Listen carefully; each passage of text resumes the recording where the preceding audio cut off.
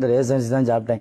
என்ன நம்பி சாப்பாட்டுக்கு வழி இல்லாம அம்மாவையும் பொண்ணையும் ஒரே நேரத்துல ஆளை பார்த்தா டம்மி பீஸா இருக்க, பயங்கரமான ஆளா இருக்கேடா. என்ன பார்த்து மாமான்னு சொல்லுவா. எந்த வகையில மாமா? உங்களுக்கு கூட பிறந்த தம்பியா?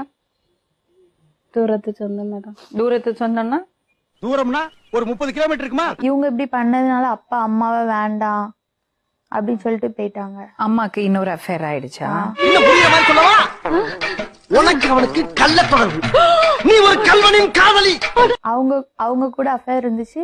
அவங்க என் கூட தப்பா இது பண்ணி கன்சீவ் ஆகி, நான் 9th படிக்கும்போது கன்சீவ் ஆகி இப்போ 7 இயர்ஸ்ல ஒரு பேபி இருக்கு.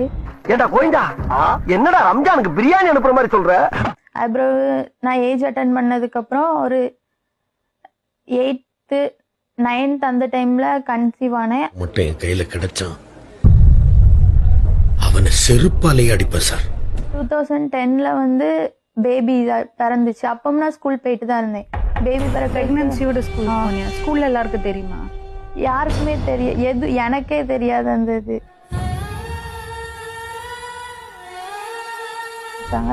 எனக்கு வயிற்றுல கட்டி இருக்கு அப்படின்னு தான் தெரியும், கன்சீவ்னு தெரியாது எனக்கு. உங்க அம்மா சொன்னாங்களா கட்டின்னு? போய் சொன்னாங்களா உங்ககிட்ட? சத்திய சோதனை. ரொம்ப